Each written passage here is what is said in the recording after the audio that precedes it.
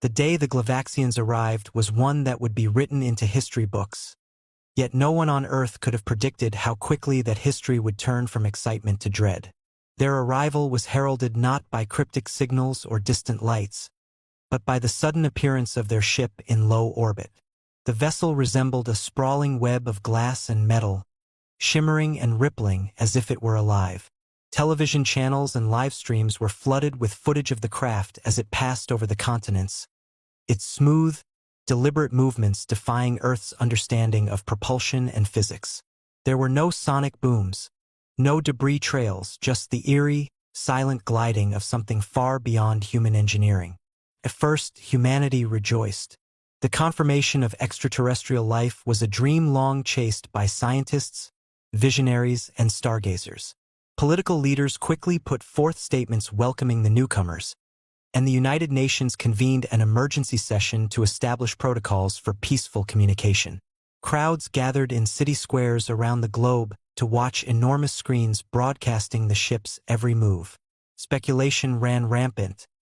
What did they want? Why had they come? Would they be friends or something worse? It didn't take long for the aliens to make contact. Their communication was elegant, almost artistic. Brilliant holograms beamed down into major metropolitan areas, displaying patterns and symbols that gradually formed coherent visual languages. Linguists and cryptologists worked feverishly, and within days they had cracked the basics of the Glavaxians' unique glyph-based language. To the world's relief, their message was simple. They came in peace, offering an exchange of knowledge and culture. When the Glavaxians finally descended in person, their appearance was as astonishing as their ship. They were taller than humans, with elongated limbs and faces that seemed to shift slightly in shape depending on the angle. Their skin shimmered like the surface of their vessel, and their eyes glowed faintly, giving them an ethereal, otherworldly aura. Despite their alienness, they moved with a grace and deliberation that conveyed no malice-only curiosity. The initial meetings between Earth's leaders and the Glavaxian delegation took place in a specially constructed facility at the United Nations headquarters. Both sides exchanged gifts and gestures of goodwill. Humanity offered symbolic items an Earth globe, recordings of human music, and a collection of literature. The Glavaxians, in turn, shared holographic star maps, detailed schematics of their technology, and a fascinating display of their homeworld's ecosystem. It was during one of these exchanges that they introduced the VA Cree. The Glavaxians' ambassador A being whose name translated roughly to Keeper of Paths, summoned a smaller, egg-shaped craft from their orbiting ship. The craft landed gently on the United Nations lawn and opened like a blooming flower, revealing a creature coiled within. It emerged slowly, shimmering under the sunlight, its bioluminescent scales shifting in complex patterns that hypnotized anyone who dared to look. The Via Cree's elongated, serpentine body undulated smoothly, giving it the appearance of a river flowing in midair. Its golden eyes swept across the assembled crowd, unblinking and piercing. The reaction from humanity was immediate. Many onlookers took a step back, even those watching on screens thousands of miles away. Some gasped, others murmured nervously. The VA Cree's sheer size and alien features triggered a primal fear that no amount of diplomacy could soothe. It looked like nothing from Earth, and to the human mind, it was impossible to tell whether the creature was harmless or a deadly predator. The Glavaxians seemed taken aback by the humans' visible discomfort. They explained through their holographic language that the VA Cree was a cherished companion animal on their homeworld. It was highly intelligent, capable of solving complex puzzles, and known for its loyalty. They assured humanity that the VA Cree posed no threat. On their world, these creatures were regarded as symbols of trust and harmony, often kept close by Glavaxian families as an integral part of their lives. The alien ambassador even demonstrated how the VA Cree could mimic simple movements, play games, and respond to its name, which resonated as a gentle hum through their translator devices. But the human fear persisted. News outlets seized on the imagery of the alien serpent, replaying clips of it flicking its forked tongue and coiling ominously, even if it only seemed curious. Social media exploded with commentary. Some praised the beauty of the creature's glowing scales, but most expressed unease, branding it a potential weapon or the precursor to an invasion. Conspiracy theories blossomed. The Viakri are scout creatures, one viral post claimed. They'll call the rest of their kind to devour Earth's resources.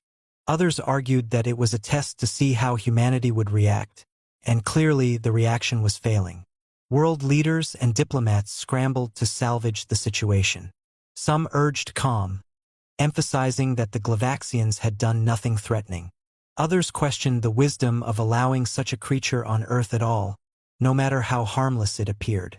The once promising cultural exchange suddenly seemed on the brink of collapse, with the Viakri at the center of the controversy. As tensions rose, the Glavaxians grew more perplexed. They had come bearing gifts of knowledge and the hope of friendship, only to find that humanity's fear of their beloved companion eclipsed their curiosity and open-mindedness. For the first time since their arrival, the alien ambassadors hesitated. They began to wonder if an alliance was possible after all, if humanity was simply too frightened of the unknown. And so the stage was set. A moment of wonder had turned into a moment of doubt. Little did anyone realize that the key to repairing this fractured first contact wasn't some grand diplomatic gesture, but a single, unassuming boy who refused to let fear guide his actions. 11-year-old Ben Holloway wasn't the kind of kid who shied away from the unusual. He had grown up surrounded by stories of space exploration and tales of brave astronauts venturing into the unknown. His bedroom walls were covered with posters of distant galaxies and model starships hanging from the ceiling. Ben spent his weekends building homemade telescopes and devouring books on astrophysics, all in the hopes that one day he might see the stars up close. So when the Glavaxians arrived, he wasn't afraid. He was fascinated. While much of the world reacted to the Viakri with terror, Ben found it mesmerizing. The alien serpent, with its glowing, flowing scales and golden eyes, looked like something straight out of his wildest dreams. He watched every video he could find, replaying footage of the Viakri swaying gracefully as the Glavaxians stood calmly by its side. To Ben, it wasn't a monster. It was weird, sure, but it wasn't scary. It just looked misunderstood. Ben's father, Carl, didn't share the same enthusiasm. As a field engineer for an aerospace company, Carl had always encouraged Ben's love for science. But when it came to the Viakri, he was firmly in the camp of better safe than sorry. "It's a 6-meter-long alien snake, Ben," Carl said, shaking his head as the footage played on their family's living room screen. "You don't just go near something like that. No one even knows what it's capable of." "But the Glavaxians do," Ben argued. "They've been showing us all these videos. Look. It's playing a puzzle game with one of their ambassadors. It's not attacking anybody. It's just different." Carl sighed, setting his coffee cup down on the table. "Different can still be dangerous. But we're not giving it a chance," Ben said. "What if it's actually really nice and everyone's just scared because it looks strange?" Carl didn't have an answer for that. He just patted Ben's shoulder and told him to be careful about believing everything he saw on TV. Ben, however, couldn't let it go. He stayed up late that night watching the footage again and again, trying to see what everyone else was so afraid of. Each time, he came to the same conclusion. They were afraid because it wasn't like anything they'd ever seen before. That wasn't the creature's fault. It just needed someone to prove that it wasn't a threat. A week later, the Glavaxians announced a rare public meeting, a cultural showcase to demonstrate their peaceful intentions. The event would be held at a floating habitat built at the edge of Earth's atmosphere-neutral ground where representatives from every nation could attend. The Viakri would be part of the presentation. When Ben heard about it, he didn't hesitate. He went straight to his dad, standing in the kitchen with a determined look that Carl immediately recognized as trouble. "I want to go to the meeting," Ben said. Carl nearly dropped his coffee. "You're joking, right?" "No," Ben said firmly. "They're going to show the Viakri and I want to be there. I want to show everyone that it's not scary." "Ben," Carl said, placing his mug down and leaning on the counter, That's not how these things work. It's not a school assembly. It's a high-level diplomatic event. You can't just waltz in and dash. I'm not scared of it, Ben interrupted. Dad, you always told me that great scientists and explorers didn't back down when they found something new. They faced it. They tried to understand it. That's what I want to do. Carl rubbed the back of his neck. This isn't about being brave. It's about being safe. I can't just dash. Please, Ben said. You work for an aerospace company. You've got connections. I know you do. I'm not asking for a free pass to talk to aliens. I just want to be there. I just want to see it for myself. Carl looked at his son, at the boy's wide, determined eyes and the stubborn set of his jaw. For a moment, he saw a younger version of himself, back when he dreamed of working on spacecraft and solving the mysteries of the cosmos. Sighing heavily, he gave Ben a small nod. I'll see what I can do. When Ben arrived at the floating habitat, essentially a sleek, orbital platform that housed dignitaries and scientists, he couldn't believe his luck.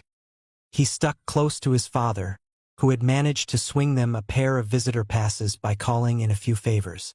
The atmosphere in the conference hall was tense. Delegates whispered nervously to one another, their eyes darting to the alien delegation. The Glavaxians were elegant and composed, their presence as serene as ever, but the Viacree was another story. It lay coiled on a raised platform, its bioluminescent scales glowing softly in the dim light. Every so often, it shifted, the patterns on its skin rippling in waves. Even now, Ben could hear the murmurs around him, words like dangerous, unnerving, and creepy repeated in hushed tones. The Viacree itself seemed indifferent, its golden eyes sweeping lazily across the room. When the Glavaxians began their presentation, they once again emphasized the Viacree's intelligence and gentle nature. Holographic images displayed scenes of Viacree interacting with Glavaxian children, solving complex puzzles, and even helping with agricultural tasks. Yet the audience remained skeptical. No matter what the aliens said, the humans couldn't get past the creature's appearance. Ben couldn't take it anymore. He turned to his father. Dad, I need to go closer. Carl blinked at him. What? No way. I have to, Ben insisted. It's just sitting there, not doing anything wrong. They're showing us it's safe, but nobody's listening. Maybe if they see me walk up to it and it doesn't attack, they'll start to believe it. Ben dash. I'm not scared, Ben said firmly. It's just a big glowing snake, and I think it's cool. Carl looked at his son for a long moment, then sighed. I can't stop you, can I? Ben shook his head. Then just, be careful. Ben nodded and stepped forward, his heart pounding but his mind steady. As he approached the Viacree, the murmurs in the room grew louder. The alien serpent raised its head slightly, its golden eyes focusing on the boy. Ben hesitated for just a moment, then reached out his hand. Hi, he said softly. I'm Ben. Ben felt the Viacree's cool, smooth scales brush against his hand. The creature's movements were slow and deliberate, its luminous patterns shifting in mesmerizing waves of blue and green. He stood still, his heart thudding in his chest, but not out of fear. It was something else entirely: excitement, curiosity, maybe even the beginning of trust. The room behind him had gone utterly silent. Every diplomat, scientist, and security officer watched in stunned disbelief as the boy stood mere inches from the alien serpent. The Viacree tilted its head, regarding Ben with unblinking golden eyes. For a moment, it appeared as if the creature were studying him just as intently as he was studying it. Then it did something extraordinary. Slowly, almost cautiously, it mimicked his movement. Ben turned his head to one side, and the Viacree did the same. He raised a hand, and the Viacree lifted a portion of its body in a gentle, fluid arc. It was like watching a mirror image play out in slow motion, an unspoken exchange that no words could have captured. Behind him, someone let out a soft gasp. Ben could hear his dad mutter, "What the dash?" But he didn't look back. He kept his focus on the VA Cree, willing himself to stay calm, to trust that the creature wasn't dangerous. And so far, it wasn't. It was curious, playful even. Ben grinned. "You're not so scary," he said, his voice barely above a whisper. "Just different." The Viacree's glowing scales shifted, the light forming intricate, rippling patterns that resembled the Glavaxians' communication glyphs. Ben didn't understand their language, but something about the movements felt like a response. It was as if the Viacree were trying to convey something in its own, unique way, a message made not of words, but of light and motion. One of the Glavaxian ambassadors stepped forward, her tall, slender form radiant under the platform's lights. She raised her elongated hands, and holographic symbols began to appear in the air around her. These translated to English through small devices provided to the human audience. "The Viacree acknowledges the boy," the translation said. "It mirrors trust." Ben beamed. He crouched slightly, keeping his movements slow and deliberate, and the Viacree's head lowered in response. He took a small step back, and the creature eased its coiled body forward, closing the distance. It wasn't aggressive, it was simply curious. Ben extended a hand again, this time holding a small, metallic cube the Glavaxians had offered earlier, one of their learning tools, used to demonstrate the Viacree's intelligence. The serpent flicked out its tendril-like tongue, brushing the cube, then gently nudged it with its snout. After a moment's hesitation, it began manipulating the cube, spinning its sections as if solving a puzzle. A murmur spread through the room. Delegates who had previously recoiled in fear leaned forward in their seats. A few began whispering to their colleagues, their voices tinged with wonder rather than alarm. Cameras zoomed in on the boy and the Viacree, broadcasting the unprecedented interaction live to screens across the world.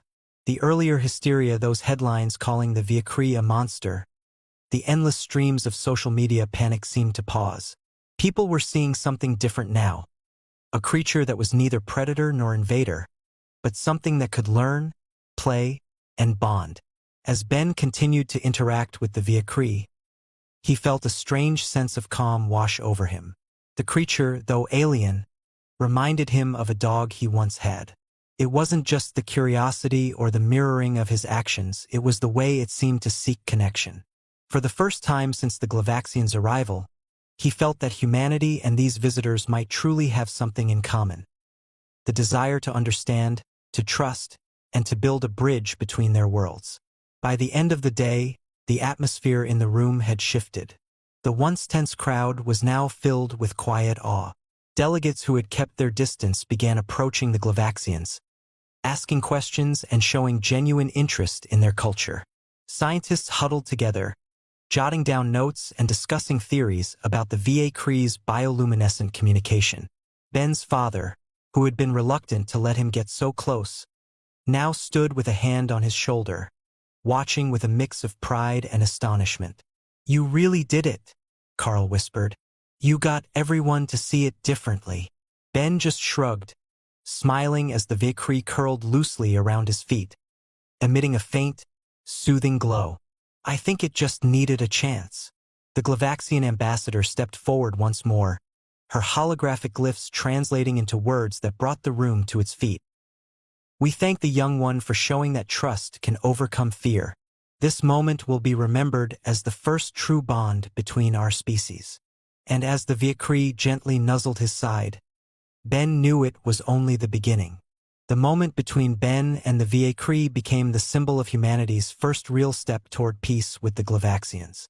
Within hours, the footage was broadcast worldwide, and the global perception of the alien serpent shifted almost overnight. News channels ran clips of Ben smiling as the Viacree mirrored his movements, its bioluminescent scales shimmering with what the Glavaxians confirmed were patterns of curiosity and affection. At first, there were skeptics. Pundits on talk shows and commentators online questioned whether the Viacree could be trusted. Some speculated that the Glavaxians might have staged the interaction, manipulating human emotions with a carefully controlled display. But Ben's open enthusiasm and the calm, playful behavior of the Viacree made it difficult for these doubts to stick. More importantly, the Glavaxians, heartened by the boy's gesture, doubled down on their efforts to foster understanding. They released hours of footage showing the VA Cree playing cooperative games, helping Glavaxian children with schoolwork, and even assisting in agricultural tasks on their home planet. The Glavaxians invited human scientists to study the VA Cree up close in neutral, carefully controlled environments. Biologists marveled at its intricate nervous system and its ability to emit bioluminescent signals that functioned like an advanced form of sign language.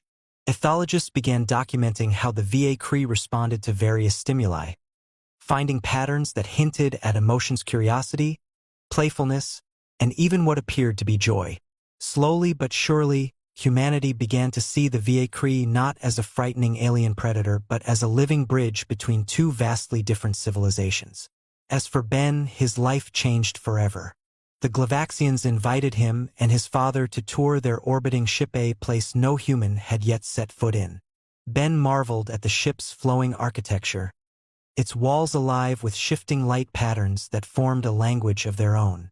The VA Cree that had approached him during the conference seemed to recognize him, slithering forward and gently coiling around his legs in what the Glavaxians confirmed was a gesture of deep trust. "This VA Cree has chosen you as a companion," said the Glavaxian ambassador, the glyphs translating into clear, steady words. "Such bonds are rare and treasured on our world." Ben was stunned. He hadn't set out to gain a companion. He had simply wanted to understand. Yet, as he stood with the VA Cree by his side, he felt a bond he couldn't quite explain. The creature wasn't just an alien being anymore, it was a friend. On Earth, things began to change. The once hostile media softened their stance. Talk shows brought on experts to discuss the VA Cree's intelligence and their role in Glavaxian culture. Documentaries celebrated the first moment of interspecies trust, with Ben often at the center. Governments, once wary of the Glavaxians, now saw them as potential allies rather than unknown threats. Collaborative projects were proposed, joint space missions, shared research into advanced technologies, and cultural exchanges that promised to enrich both species. Meanwhile, Ben returned to his studies. His curiosity about space and science only deepened, and he found himself corresponding with Glavaxian scientists about everything from quantum physics to ecology. The VA Cree remained close to him, a constant reminder of the importance of patience, understanding, and courage. The alien Serpent became a familiar sight in his small hometown, wandering the garden or coiling up on the porch. At first, neighbors were nervous, but over time, even they grew comfortable, often stopping by to watch the creature as it playfully nudged at puzzles or curled up under the sun's warm rays. In schools across the globe, students learned about Ben's encounter and the courage it took to approach the VA Cree without fear. Educators used it as an example of critical thinking and empathy. Instead of shying away from what was different, Ben had shown that stepping forward could lead to new discoveries and meaningful connections. Years passed, and the alliance between humanity and the Glavaxians grew stronger. The VA Cree became a cherished symbol of this relationship, appearing in sculptures, paintings, and even holographic projections in city centers. On the anniversary of that first meeting, world leaders gathered once again on the orbital habitat where it had all begun.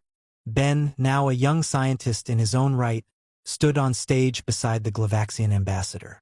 The VA Cree, still by his side, glowed softly as if basking in the moment. "This bond," the ambassador said, her glyphs translating into human languages, "is not just between species, but between minds, between hearts. It began with a single act of courage and has grown into a shared future." The audience erupted into applause, a united moment of celebration that echoed across both worlds. For Ben, it was more than just a milestone, it was proof that understanding could overcome fear, and that even the smallest gesture could change the course of history.